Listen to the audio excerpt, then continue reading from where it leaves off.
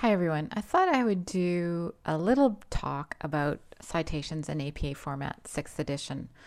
Just there were a number of you that had difficulty with this in the first assignment, so I thought I would lay it out for you so that you would have it and I could talk you through it.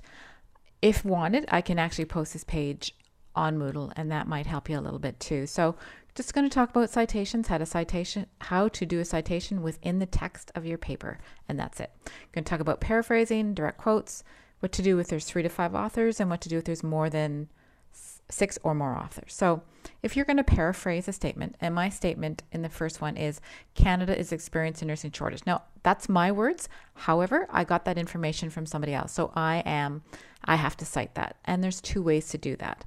I can either put their names in quotation marks behind my statement with the year of publication, or I can put it in front of my statement and say Brendritro and Haig in the year 2000 suggests Canada's experiencing a nursing shortage.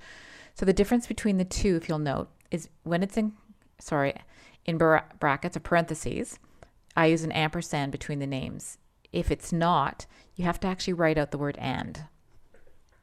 So that's 2 ways to paraphrase. Note also, you do not need a page number because you are paraphrasing. However, if you're going to do a direct quote, as in the next example, so the quote is one of the most critical problems facing the nursing workforce is the shortage of nurse educators. That's a direct quote from an article that I read by Kowalski, Daly, and Wigand. So I need to give them credit for having written that. So again, 2 ways to do that. I can either put it behind my quote or I can put it in front. So the first example is behind, again, in parentheses, their names, an ampersand before the last name, comma, the date of the publication, comma, page 349. All within parentheses. Or you can do it the other way. So Kowalski, Daly, and written out, Weingan in parentheses, the year of the publication, believe one of the most critical problems facing the nursing workforce is the shortage of nurse educators. And then, quotation mark, and then your page number. It doesn't matter how you do it, but you have to either do it one of 2 ways. But you must give credit to the author of the information that you're using.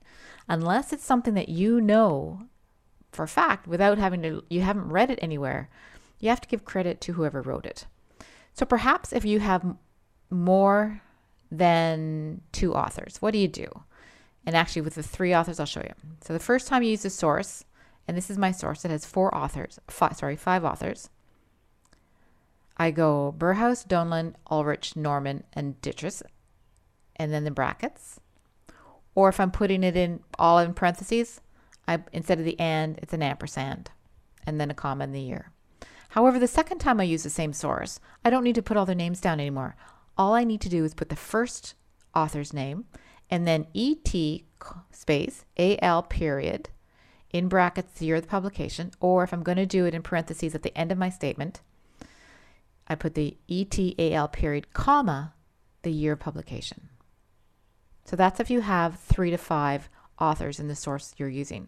Now, if you have 6 or more authors, it's similar, but instead of having to write out all their names at once, you don't have to do that. So the first time you use this source in your paper and you're going to cite it, all you have to do is use that the first author's name, then ETAL period, parentheses, the year of publication, or if it's all in parentheses, ETAL period, comma, then the year of publication. So it takes out the step, and you don't have to write out all their names.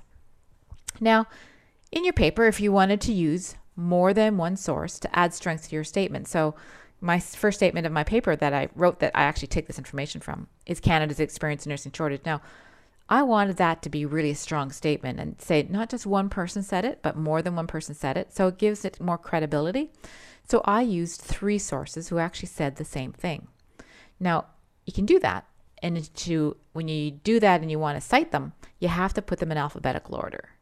And that's the only difference. So between each source, so Brendritro and Haig, comma, 2000, there's a semicolon before I put the next source. And that's all there is to it. So I hope that helps. If you have any more problems or you have any more questions, just feel free to ask me.